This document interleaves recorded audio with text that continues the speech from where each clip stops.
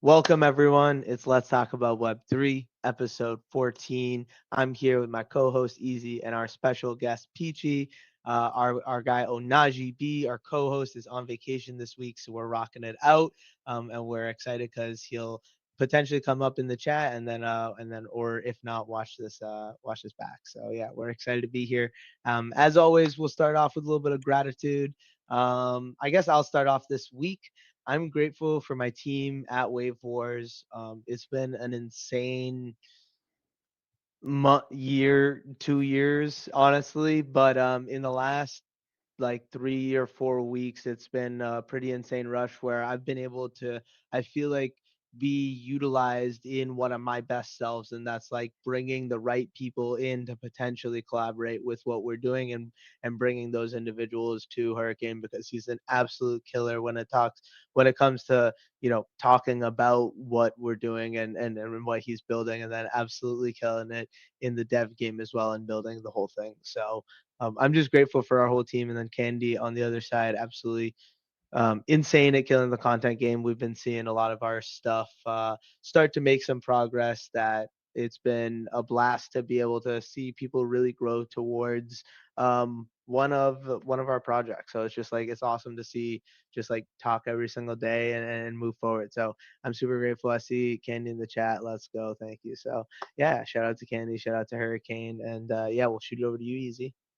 Oh man, super grateful to be here today and very grateful to have Pichi with us. Probably my favorite person on the Farcaster. Like just so much value has come out of being able to connect with Pichi and going to the State of the Unions on Monday and just kind of, getting to know a bunch of people beyond just the like timeline and connecting and having great conversations and just broadening, the friend base over there. So super grateful that Pichi is able to join us, and definitely grateful that I got to have a really awesome road trip this last week with Jose and Felons, my two co-hosts that I've been doing music stuff with in Web3 for years and years. And Jose has been able to come up through crowdfunding. He got his ticket through crowdfunding on Farcaster, and to be able to come from Venezuela and visit and like play some gigs and just, we've been able to show him around California a bunch. We got to go to Yosemite, which was incredible. So yeah, just it's been a pretty awesome last week. So I will throw it to Pichi.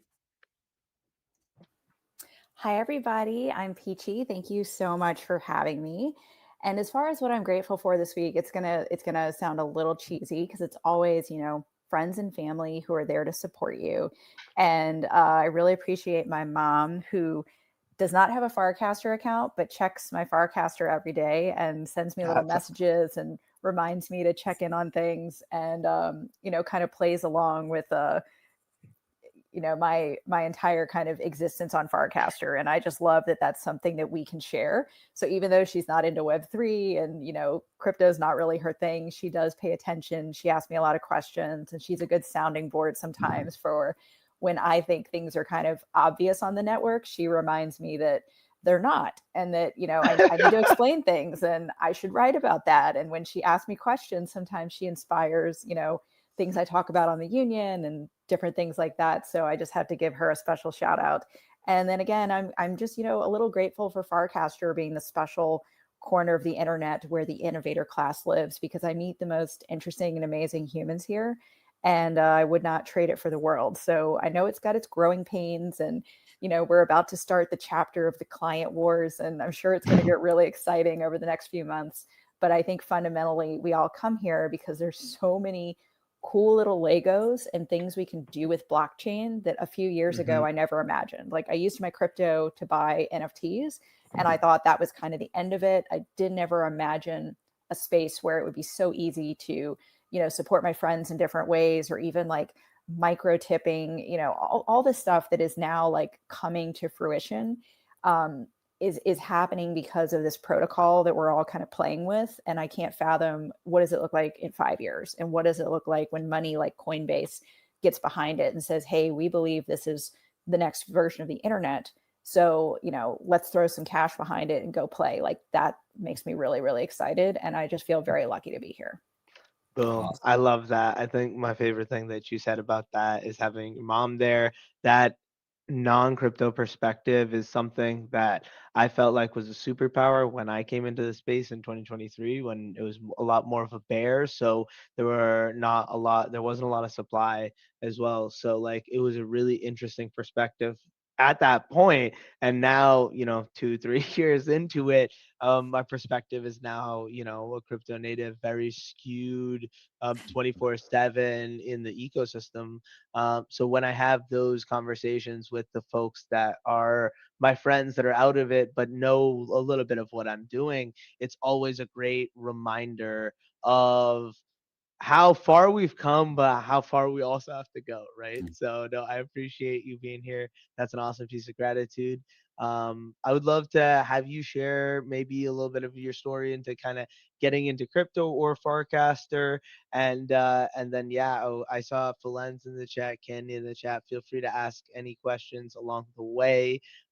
We're just excited to share a little bit about what you've been doing, and then we can also tap in at the end a little bit maybe about Farhouse, because I know Easy's been having his Farhouse spaces.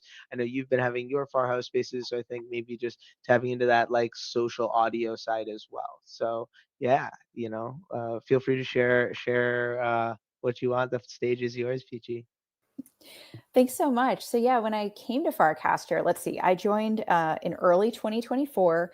I think I joined on January 28th, and this was literally a couple of days before Frames dropped. So it went from, okay, this is like kind of like Twitter, but it's a lot of crypto people, to, oh wow, there is something really special here, because suddenly I can, do things inside of this app. And it reminded me of like that energy when, Facebook kind of first had their take on mini apps, and you could actually, stay on the Facebook app all day. I was like, wow, I could stay on Farcaster all day just playing with all these little things. And, people were building small games, and the ability to, mint NFTs in one click. And as someone who had been in crypto for quite a long time, but just meaning like I purchased crypto and just, left it on a ledger and did nothing with it until 2021, when like NFTs were all the rage, and it was like, oh, I can use my crypto to buy art. This is really cool. I didn't really imagine like that next phase of like I could use my crypto to do more interesting things, or I could have a social app that's, on these blockchain rails. Like that just kind of blew my mind. So I originally came to Farcaster because I constantly got deplatformed from Twitter. I talk about cannabis and psychedelics because that's what I do in real life. I'm a big advocate, both as a patient and as a person trying to get the law changed. And the more I talked about the law on Twitter, the more I kept getting taken down. And this is, way pre-Elon time, but even post-Elon time, it was a little bit of drama. So I was really passionate about decentralized social media. So I left Real Social probably in 2014-ish and hadn't really been back online. I did some Discords because, obviously that's where the crypto NFT people were.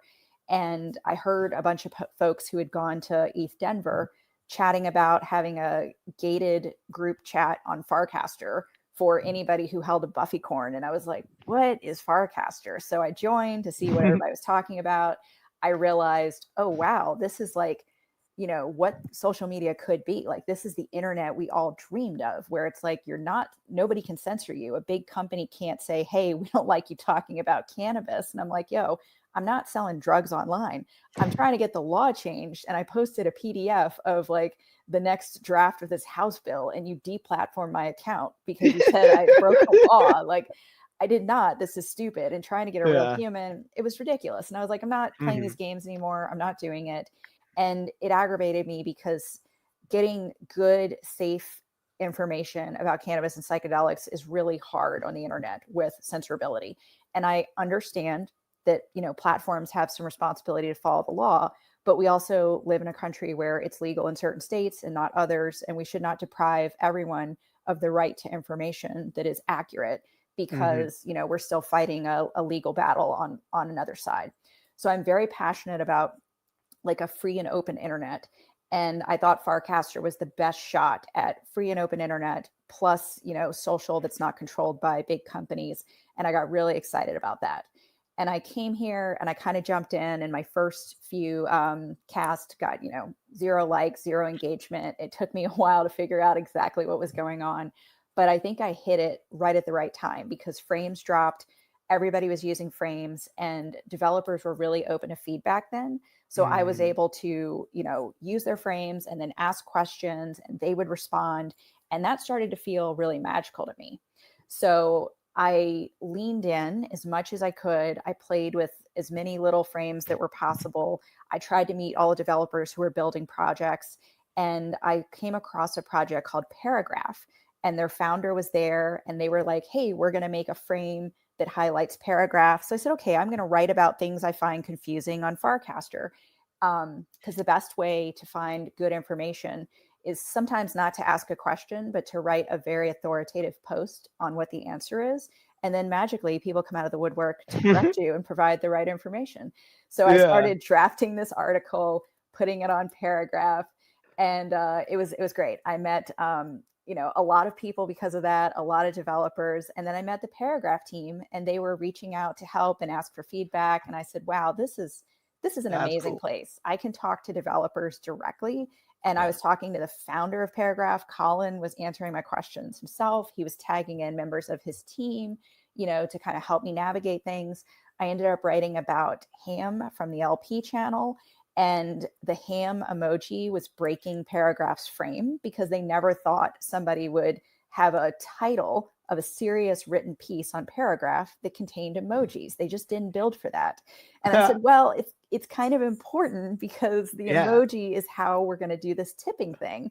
So they're like, okay, let's see what we can do. And, we did some workarounds and some back and forth, but it was really fun to be able to have these conversations in real time directly with developers and founders, because I never found that on Twitter or Facebook or Discord so much, where you could get that kind of one-on-one interaction and feedback. And that's when I recognized that this was going to be a really special place, that this was going to be where people were going to be testing things and trying new things out. And as someone who loves to be early and loves to be the first person to do things, this just tickled everything in my brain. And I was like, okay, I'm going to lean into Farcaster and see where this goes. And I guess I've been here for a year and a half now. And obviously I'm still very into it and care a lot about it.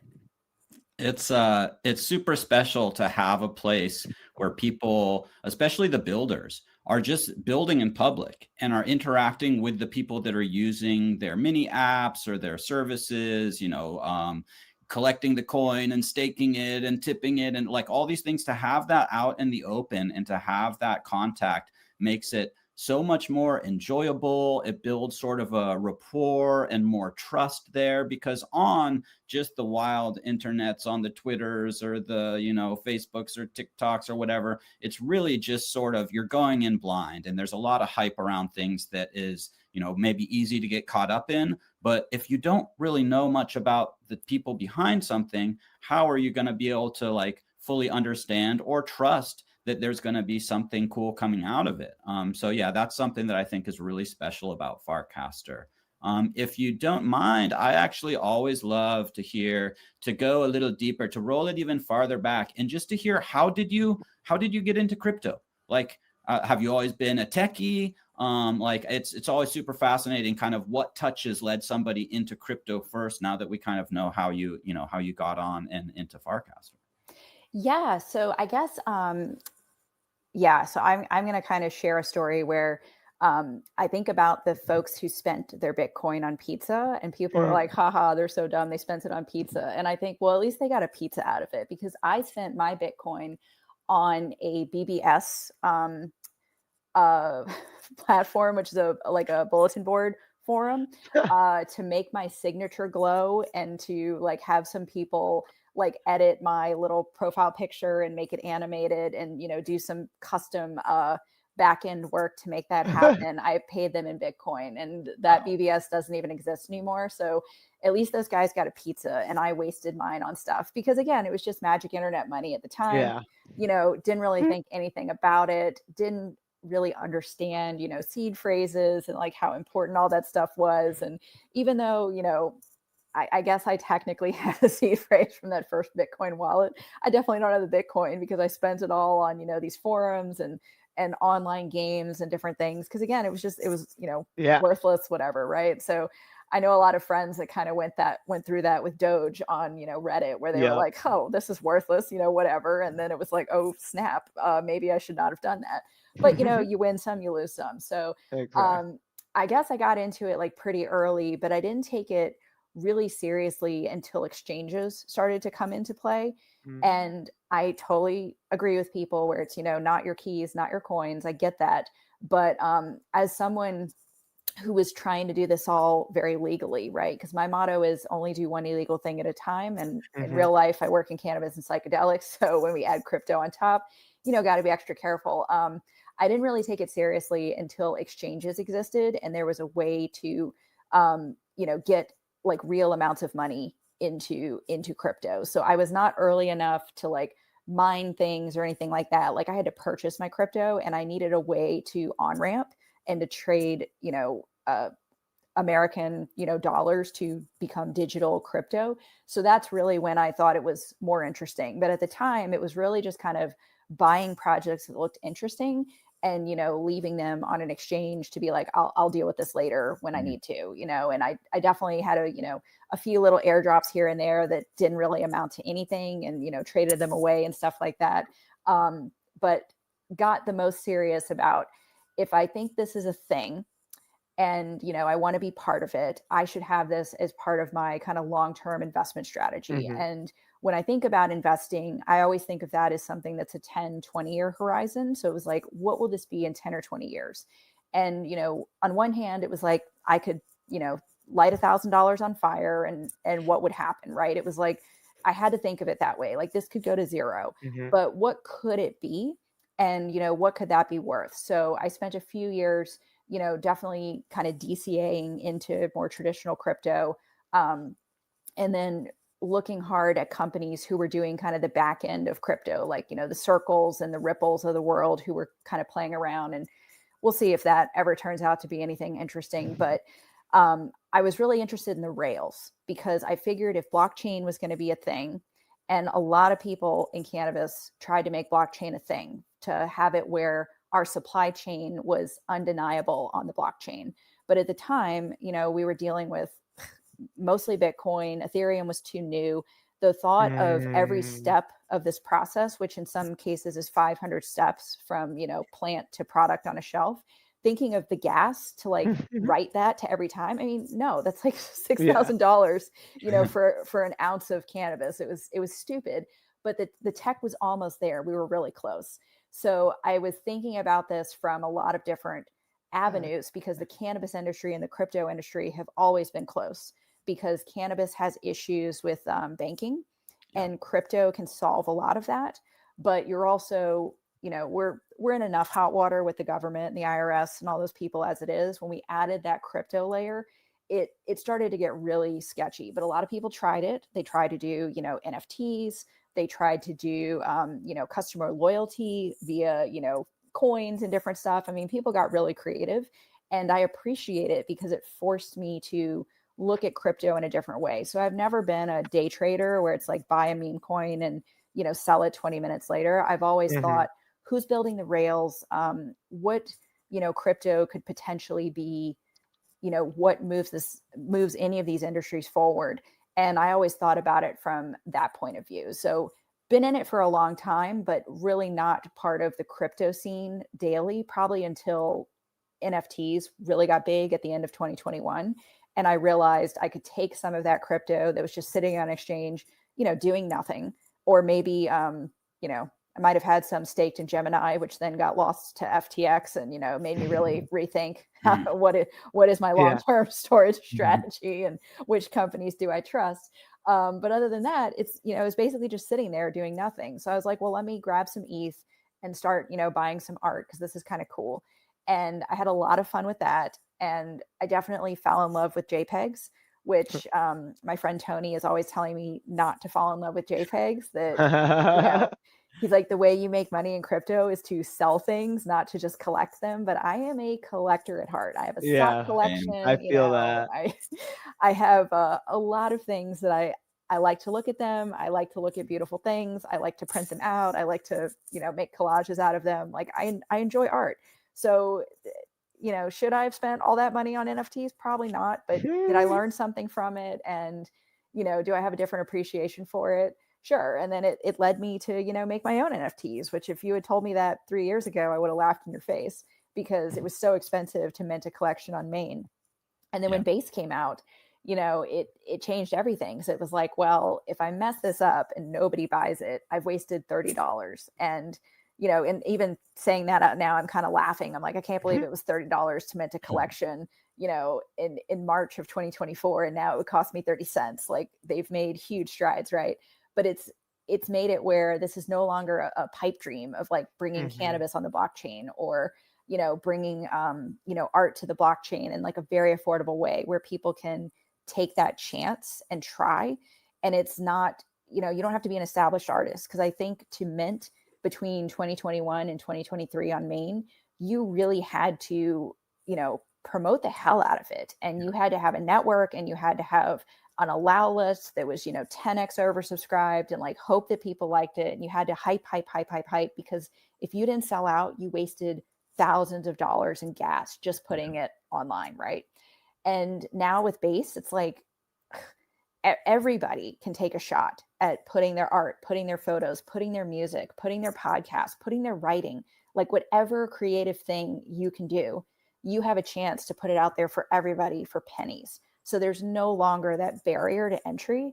And to me, that's what's been the most exciting is to like watch in the last few years that I can send my friends crypto to their phone number, right? Like through Coinbase and have them set up a smart wallet and buy my art in like 20 minutes. Whereas 2 years ago to try to explain that to somebody, and even a year ago when I had friends who were like, hey, I want to buy your Anime Outcast collection. I have ETH. I'm trying to mint it. It's not working. And I'm like, wait, do you have ETH on Base? And they're like, no. I'm like, oh, you know what? Can you just Venmo me? That's exactly why we should do Wayforce on Solana.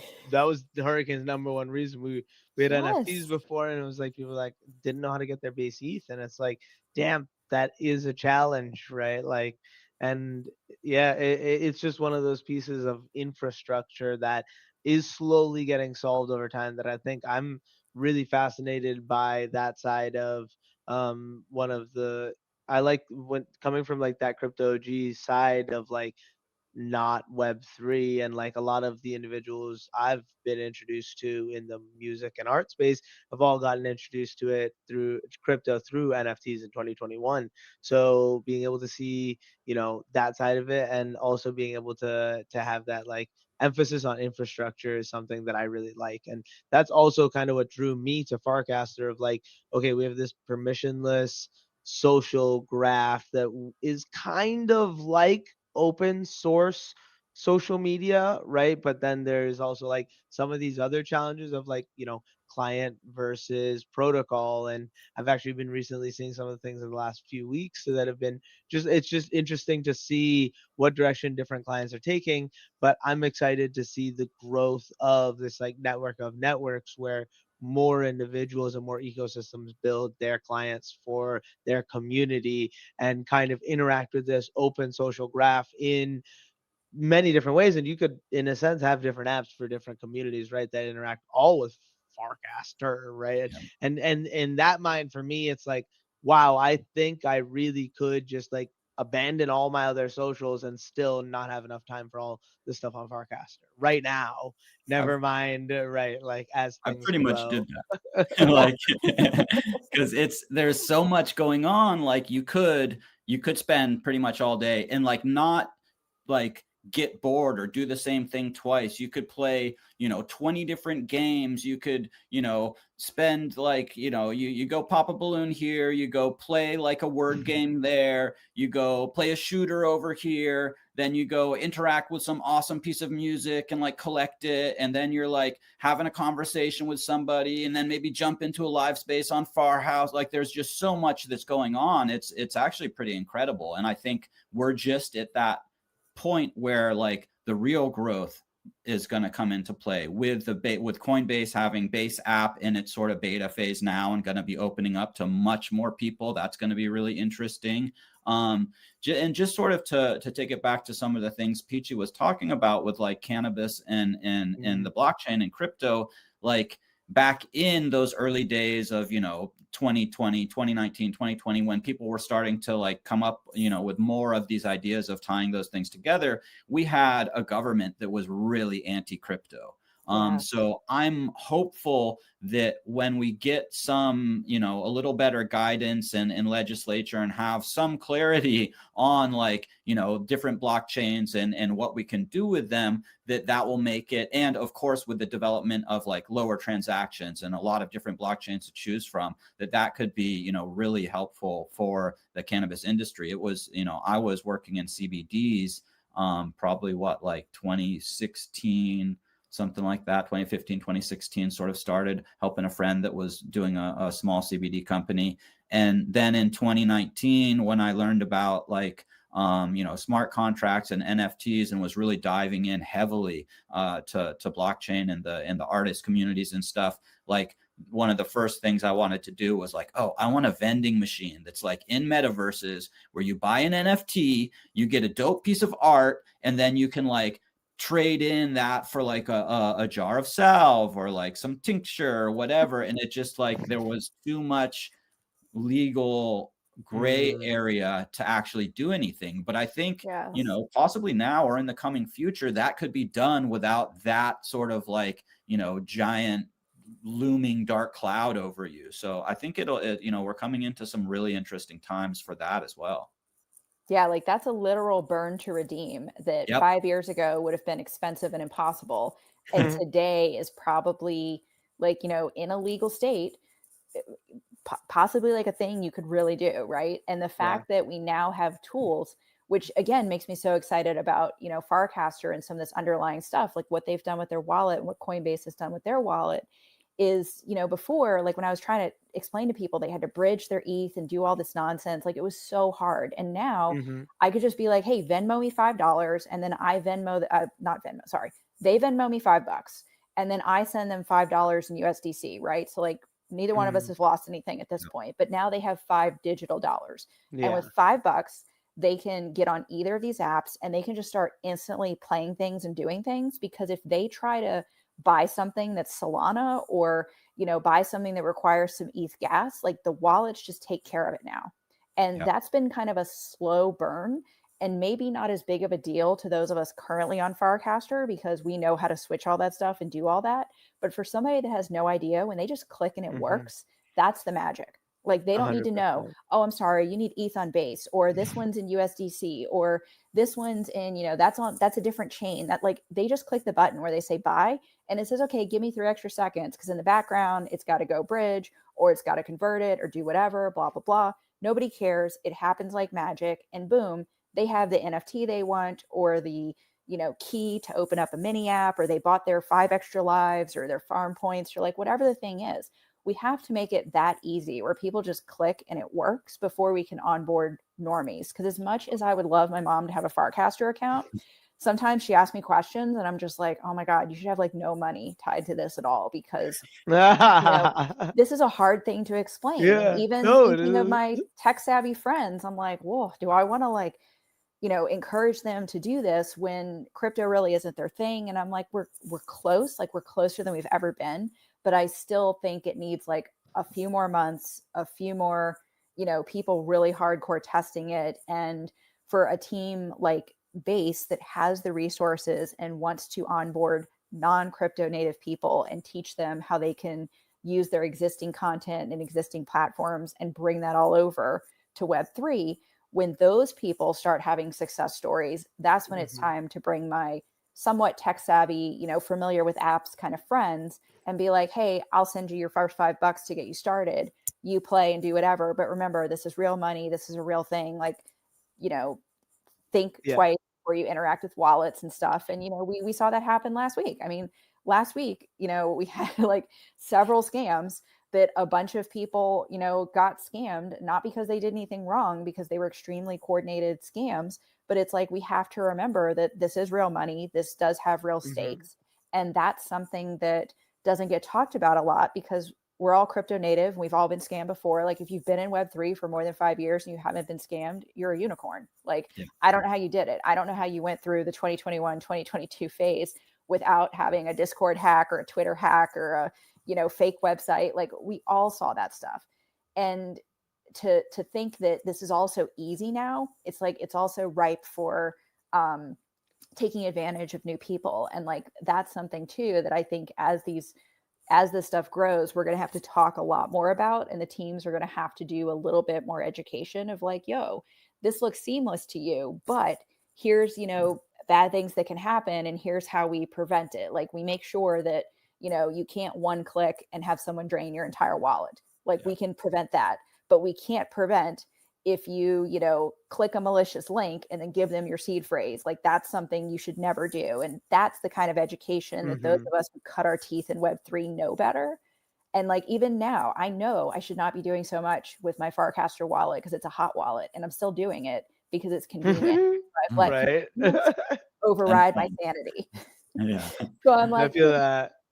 betterment, that I got to join the little group and get in early and do the chat is now like a significant amount of money. Like I should maybe take all the excess and put that into another wallet and just keep what I need here.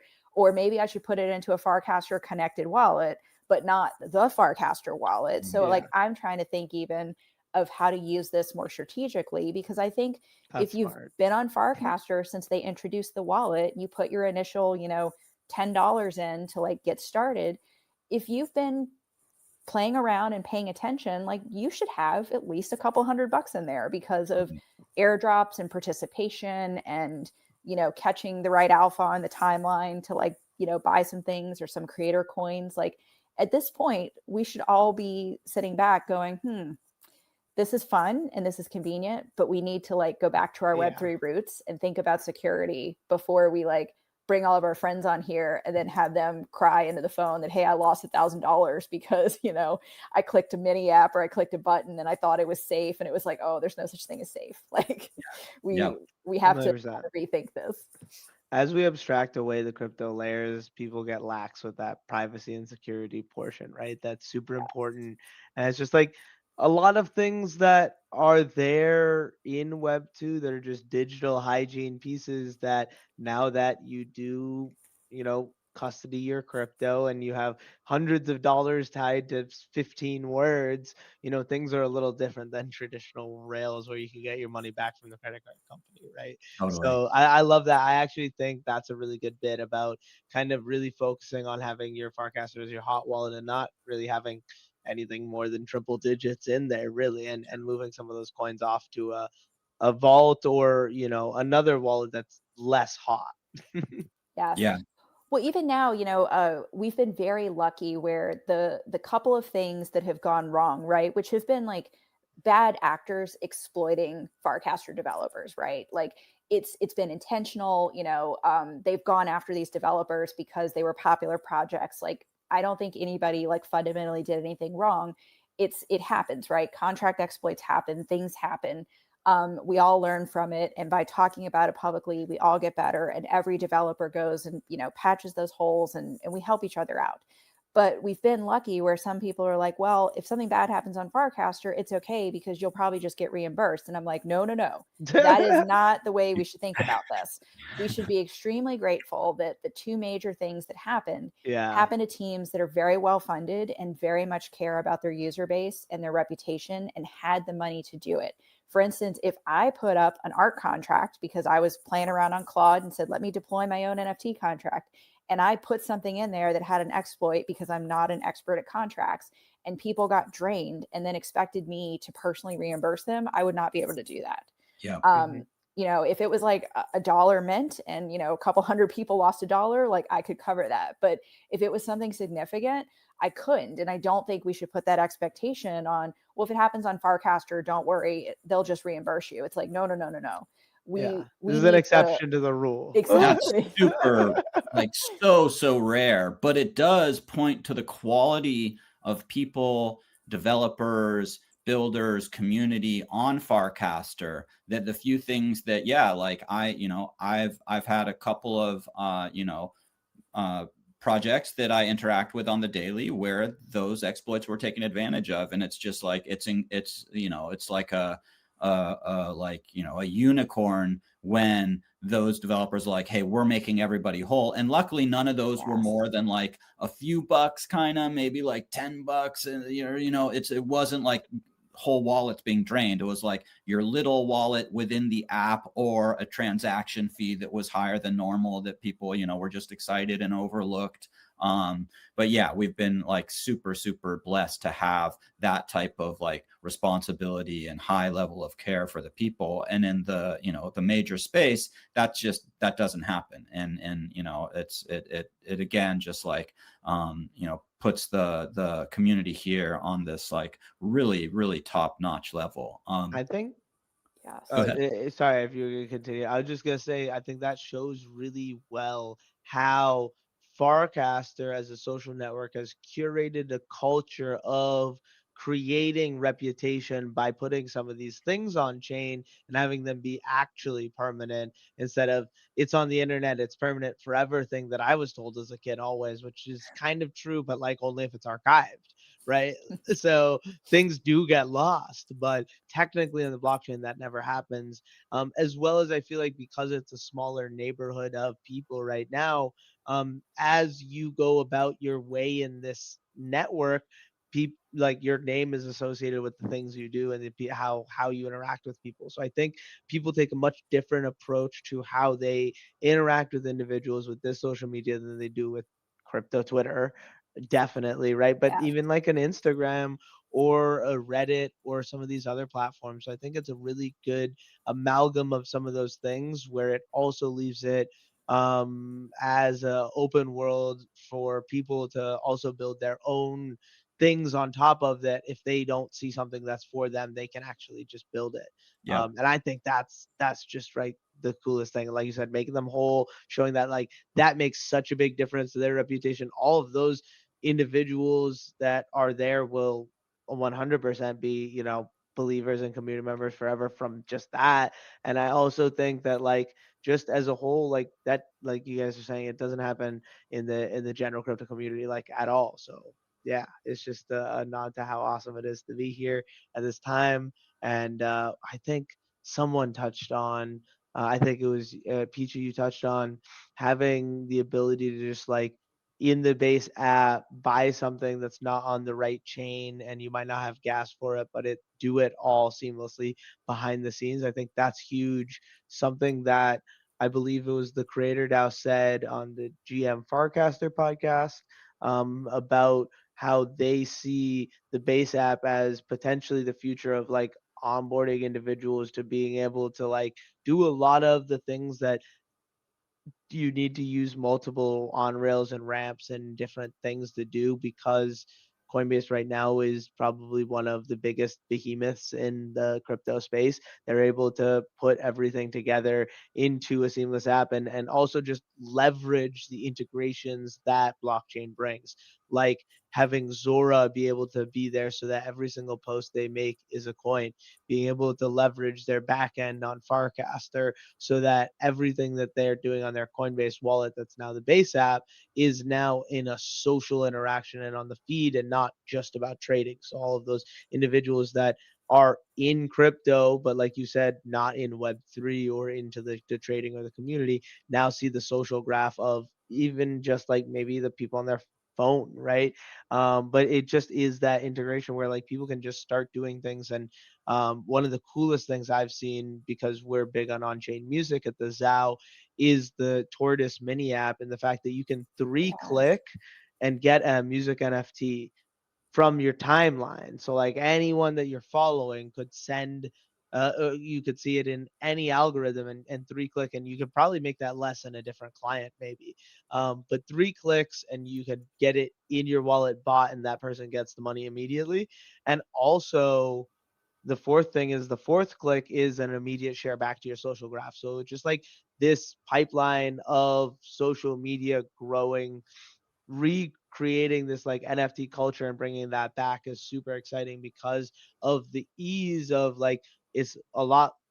I mean, not just also in gas, right? That being almost nothing on Farcaster, but also now like the ease of use of like the frictionless way of minting an NFT. Like I could get one of my normies to come in, and I could have him share his screen and have him do the 4 clicks and just do that and be like, okay, now I'm going to buy it from your share, right? And it's going to take me 4 more clicks, and every single person in my followers list could see that. So that might be onboarding an artist, that might be onboarding a content creator, a curator, but like I think that's such a good way of being able to be like, okay, like now you can interact with crypto and just go wild, but you give the great idea of like, okay, just because all of that is there and frictionless, like doesn't mean you can just go hog wild and you don't have these other pieces of money hygiene and internet hygiene that the people who have been here before it has all been easy have taken the precautions to do, and it's still applicable today, right? So Yes. it reminds us that how important the onboarding process is in the education, and I like how you also touched on that a little bit.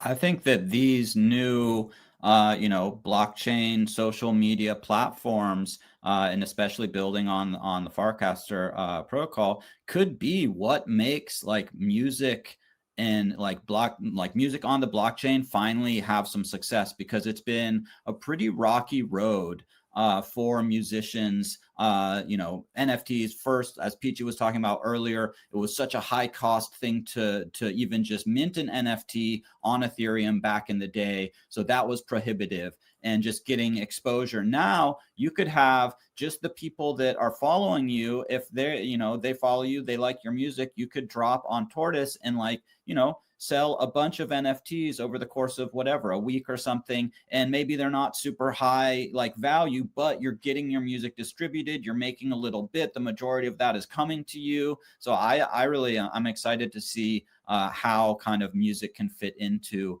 Farcaster and the base app.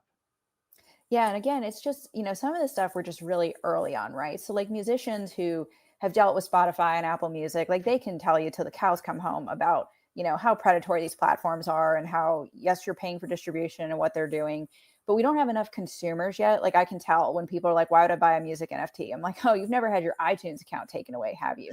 And they're like, what? And I'm like, you've never woken up and your Kindle, is missing a book that you bought because Amazon took it away or the author got in a fight with the publishing house, and that book that you Always paid Sunny for episodes. isn't there, right? Like these are some of the things that are starting to happen to people and like more people are talking about, but have not happened to enough. And so I spend a lot of time in Japan. So I have 2 Apple accounts because I can't use apps in Japan that are when I'm like on the US App Store and like vice versa. So sometimes I just have to like switch completely. And because I have done this, Apple has gotten mad at me several times. And I lost my Japanese music collection once. I lost my American music collection once. And I was like, no, forget this. Like I'm buying CDs. I am ripping them into MP3s, putting them on my own server. And like, I will never pay you guys for music again when I don't really own it. But with a music NFT, like I get it. Cause I'm like, oh, I have lost content I have paid for. I am more than happy to like make sure the artist gets most of this money and then keep it, wherever I want to keep it and put it because it's mine. And, it's great if I can access it from Farcaster and listen to it in the mini app while I'm scrolling the feed and doing that stuff. But I love that I can have it and know that that artist is getting it. And it's just going to take like somebody like iTunes or Apple Music to like tell people like, oh, hey, all that music you bought and paid 99 cents a song for, you don't have it anymore. And like once that happens, it will click for them. And I don't like want that to happen per se to anybody else because I know how much it sucked, but like it's almost like it has like something like that has to happen for most people to care. Because if you're not into it, if you don't like, have a musician in your life who can like tell you all the dark side of these things, you're just like, oh, but you're on Spotify and I'm using Spotify and playing your music. Aren't you getting rich off this? It's like, no, I'm not. Like, not at all. I think there's a small amount of music lovers that also appreciate kind of the collectability and the ownership, because just like you said, your account can be yanked. They can say, oh, this song offends somebody, so we're pulling it out of everybody's libraries. Even just over the course of, having your own iTunes library back in the day that you could add stuff to really easily, and then changing in the operating system. So it's like, oh, my old library was gone. Now I have to like purchase all this stuff through you, and having it detached from you, not owned by you, in the cloud, like this weird rental type of system. Like a lot of people that, you know, collected albums or cassette tapes or CDs, depending on like your age group, had that like affinity for like. Nope. I think music NFTs brings a lot of that back to the culture of music and collecting and owning it.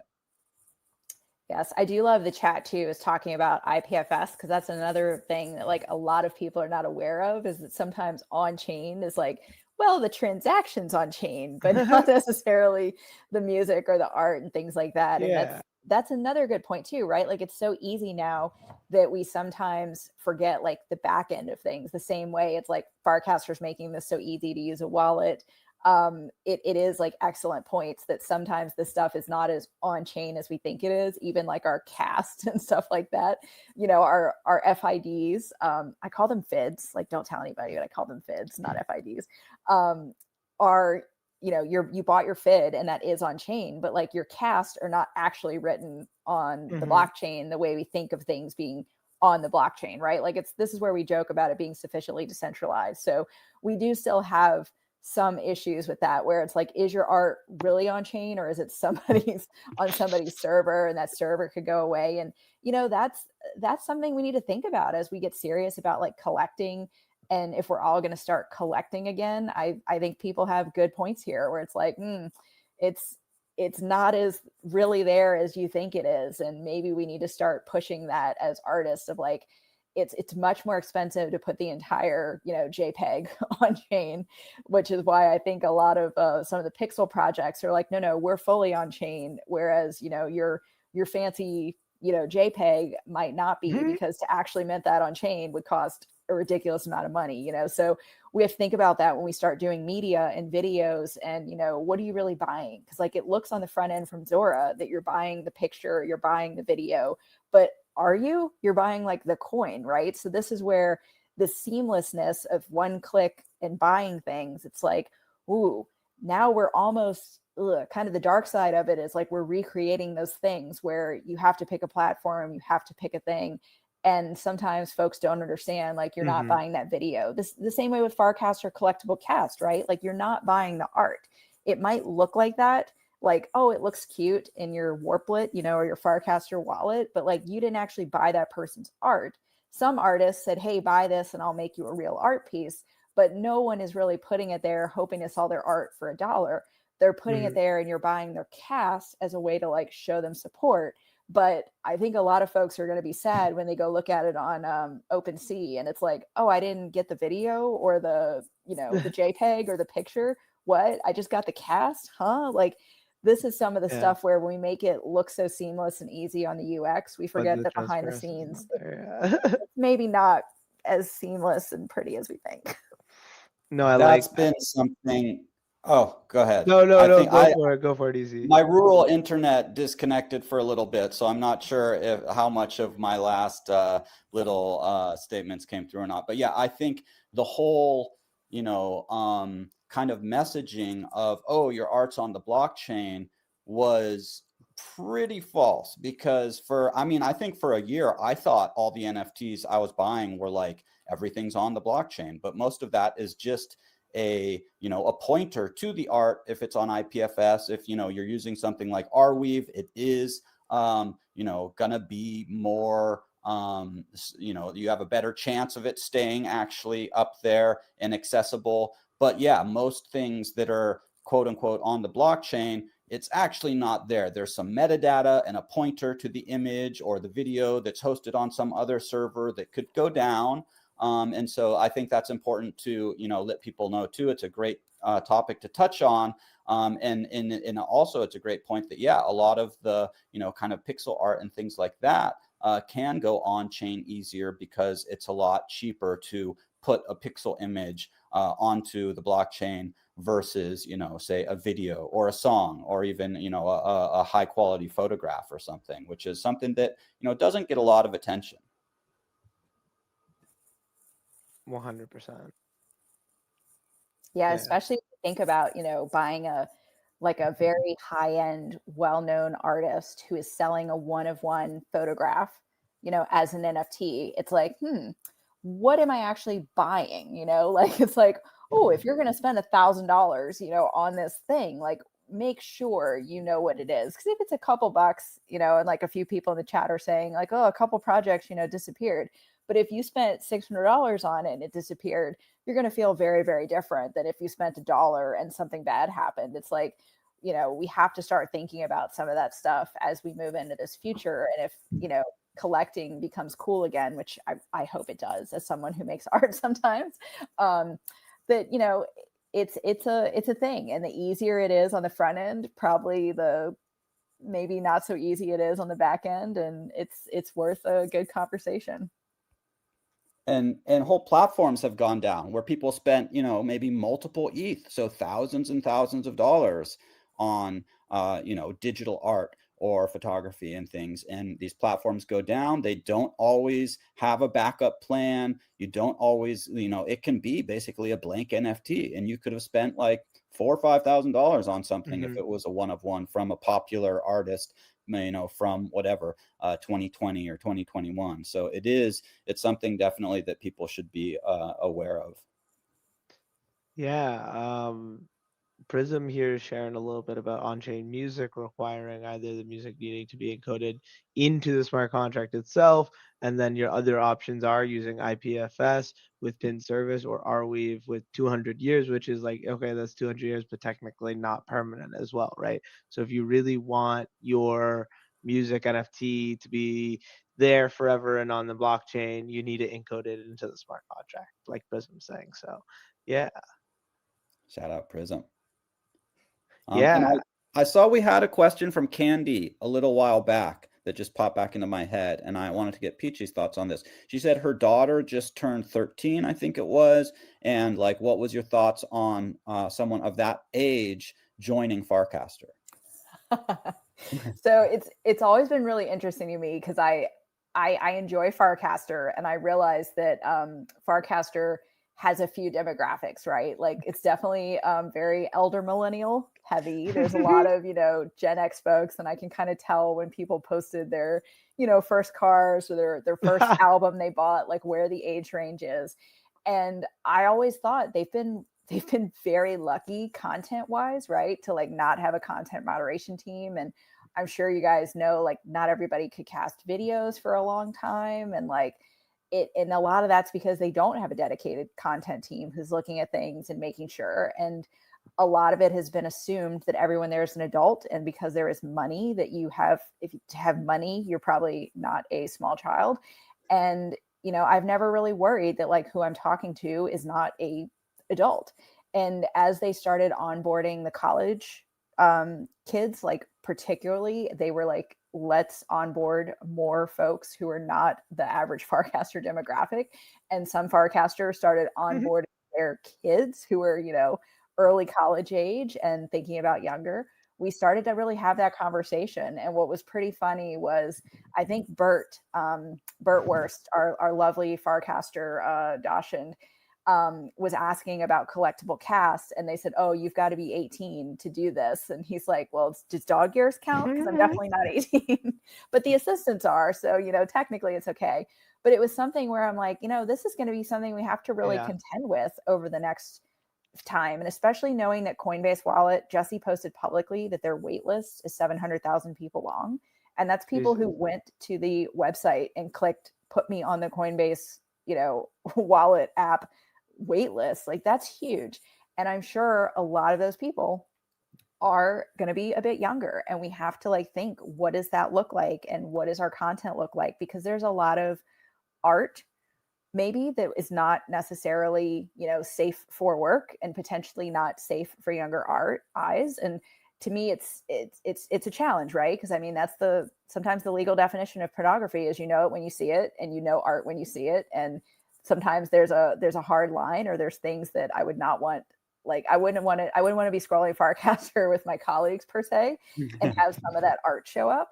But, you know, I'm an adult and I can make those decisions. But it's like, what happens when the platform, you know, goes a bit younger, and we get that 13 to 18, you know, right under 18 group that is allowed to use Instagram and is allowed to use, you know, YouTube. Like, they have some privacy policies in place for that. Farcaster does not, to the best of my knowledge, nor are they encouraging it, because there is real money involved and that gets complicated. And I think they've just focused on like, well, this is a space for people with money and adults and over 18. And right now, I don't think young teenagers would particularly find a lot of the content interesting and fun. And they would probably think it's like Facebook for old people kind of thing. Like they wouldn't really jive with most of it. But, you know, mini apps are fun. And if there's games where you could play games and make money, like that's very appealing if you're a kid that doesn't have money, you know, and you already play some iPhone games that have money involved, or, you know, play some video games, and like it creates, you know, a weird economic flywheel. So it's something that, you know, we're not dealing with today, but in the next few months, is this going to continue to kind of pop up and have to think about it? And do we have to think about how we do our content, or can we just keep assuming like, you got to have money to be on Farcaster? You know, you got to be an adult. You can't have a Coinbase account if you're not 18. You know, you can't do this stuff. Like there shouldn't be any kids here. And that's but not really true. But at the same time, so I love that. I really like that. I'm thinking about, for me, so I'm a little bit younger than you guys. So it was a little different for me getting started on the internet. A lot of stuff was out there and already there. And as a whatever age it was, whether I was 13 or older, but any age under 18 or 16 couldn't have a bank account and a credit card, and just couldn't interact with anything online I ever wanted to purchase. For me, I had to buy Visa gift cards, right? So like that was my like, okay, like this is my way of getting my magic internet money, and like turning it into internet money in the first place, right? Whatever way that was, like wasn't crypto in any way, shape, or form, but it was like some form of collectibles, right? And I think that it's really cool to see that, like you were saying, like for some of your friends, you were just saying like, okay, you could give me $5 in cash, Venmo, whatever that is, and I could send you 5 USDC. So I think the barrier to entry coming a lot closer gives you that, like, okay, not only do we need to focus about privacy as a whole, but now like, okay, what is the difference between an open protocol that's completely open for everyone and then some form of censorship when it's, you know, not positive towards the environment and not conducive for a positive ecosystem, right? And how do you moderate that? Yeah. I'm like, I think the Farcaster feed, at least for me, has been like really pretty clean and like responsible and courteous compared to like, you know, Twitter, where you're like getting like, you know, tagged by like randos that are like come join my OF, or like all this kind of weird stuff that is, you know, not of interest to me. But I just was thinking like, well, I wonder if in the future, where blockchain, you know, really grows to be like a thing for everybody, maybe someone will build on Farcaster like they had YouTube Kids, like a Farcaster Kids, and it's all about the games and playing, but you could still earn a little or something. Like I know that I have multiple friends that back in the early days put their kids to work basically mining crypto through playing games. Whether, you know, there was multiples, but oh God, what was I'm just blanked out on the name of one where I had, you know, a couple friends that were just, they get their kids. I know someone that's in chat that was trying to do that. So and made like they are playing Axie Infinity, like, yes, you know, Axie, exactly. I had friends who just put their kids to work playing Axie, and you know, it paid off. You know, that's probably some of that at least went into the college fund. But yeah, so it's a really interesting topic. And I do think like I wouldn't necessarily push. Well, my kids are older now, but I probably wouldn't have been like, oh yeah, let's get you on Farcaster because you can learn about blockchain. No, I would just kind of like, you know, maybe a couple games I would introduce them to, like, hey, here's a game here's a video game you could play where you could make money. And of course, that is all. There are things like that inside the ecosystem, but yeah, I think it is going to be a discussion that probably, you know, becomes more relevant as things grow. And then something I just wanted to total sidebar mention to Pichi is, I don't know if you've heard of Normie Tech. It's a way basically to send funds to anybody that is like it's really good for maybe sending funds to somebody in other countries. You can send through Zaal to anybody's like email, and they can basically get USDC on the other end. So I just thought I'd mention that. If you haven't heard of it, it might be something interesting to look into for kind of either onboarding people or. Wait, what application was that, or what platform? It's called Normie Tech. Interesting. Yeah. I heard about it. I'm trying to remember where. I forget. I where think I you heard actually about said it in the first Let's Talk About Web3 I thing we think had, or the so. second one. I had 'Cause it hopped sounds on. very familiar. Yeah, I had right around the first episode. Interesting. I heard about it. Like, I think DM'd the founder and said, "Hey, I have a bunch of friends in Venezuela. This could be really useful." He was like, "I'd love to get on a call with you." And a couple of them, we got on a call with like me and Jose. He demonstrated it, and like it's just really, really cool. So it's just something to maybe take a note on and check out later. 100%. Well, we are getting to that time, 7 o'clock. We got a bunch of awesome people saying some really cool things in the chat. Really cool folks out here. We got the Omniflix squad. We got Prism building M3. We got Candy in the chat. We got El Bayao in the chat as well. So shout out to all you guys. I just want to say I had a blast, Pichi, learning a little bit more about you and being able to ask some of my questions, and having you here with us this week as Ohnahji B is on vacation. I'm sure he'll be excited to listen back to it as well. And yeah, if you guys are trying to get more involved on Farcaster and tap in more, definitely make sure you tap into Pichi's spaces on Monday at 9 p.m. EST, the Farhouse State of the Unions. And that's an amazing way to get more involved too, if you're getting involved and new to Farcaster. So yeah. Super. The State of the Union is like offers an incredible amount of value for your time. And of course, you can, ask questions in the chat or raise your hand and come up on stage and ask questions or join the conversation. It's been of tremendous value to me personally. And so I'd highly recommend people, whether you're new or you're old to Farcaster, just come to the State of the Union on Monday evenings and you will not regret it.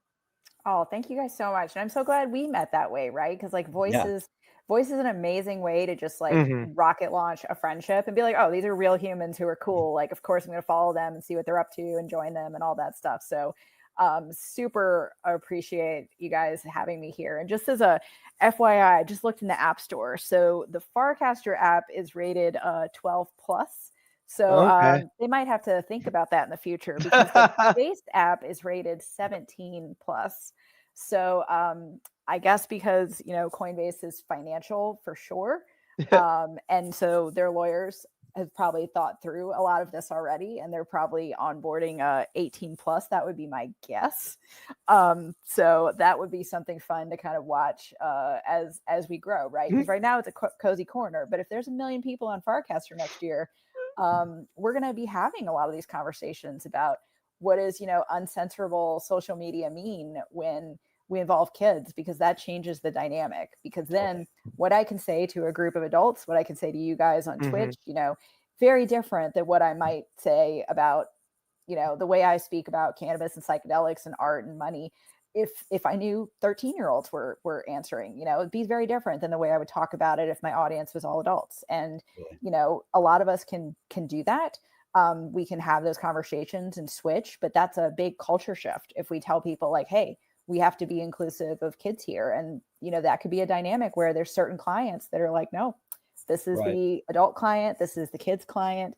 How do you do that on an open protocol? Like this could be actually a really exciting conversation. Well, it could be Farcaster Kids, right? Like that could be an opportunity for someone to jump in right here, teach folks about financial education, and just like make it like that, like super censored down, like 13 and under only content, right? Like you can't have like exclude adults. Even if it's like just normal content, it's like, unless it's like educational or whatever it may be, whatever that person decides, there might be there's an opportunity there, right? Is what I think we figured out in this podcast. No, it's really exciting. I think you would somehow have to have some monitoring of it or something so that kids are but that's the like, beauty of creating a client is that is centralized. So right. whatever that team is, right? Like let's say YouTube or some like huge company wants to come in and do that, right? They can do that if they have that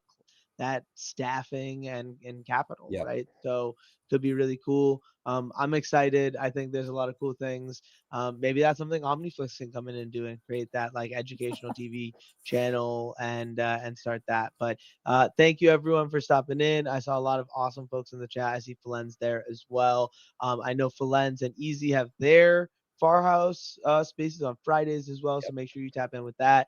I don't know if you guys have any last words, and then we'll rock it out here. Easy if you want to go first. Sure. And real quickly, I did see a question and I had to move closer to the router, so I don't have my Twitch with me. Somebody asked how to follow myself and Pichi on I Farcaster. sent it, man. Okay, awesome. Thank you. I mean, man, what an epic episode. Super stoked that we got to do this. Thank you, Pichi, for coming and hanging with us. I always look forward to Mondays and the State of the Union. And yeah, everybody just, stay safe out there and hodl the vibes. I love it. Thank you guys again so much for having me, and for everybody else. Hope to see you on the timeline and catch you on Farcaster, because I think it's the best version of Web3 social media we have right now, and I think everybody should be there. And if it's not a space you're in now, like come hang out. It's still really early and really cool, and this is all the great stuff that we get to figure out on the fly, because we as the community have a chance to build this stuff. Like, you want a kids only Farcaster client? Cool, you could build it. Like, the Legos are there, everything's there to set this up.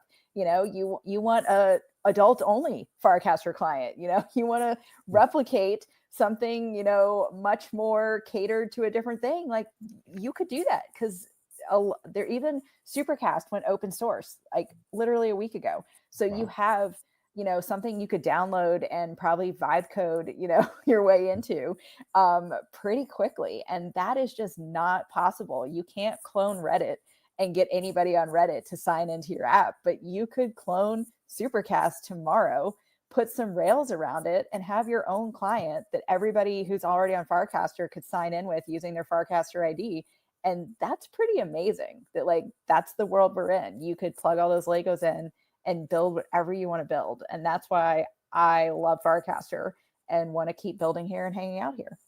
Super cool. Amazing. It was a blast having you, Pichi. Thank you so much. Thank you, everyone in the chat. Thank you, Easy, for being here. And yeah, thank you all for being with us for episode 14.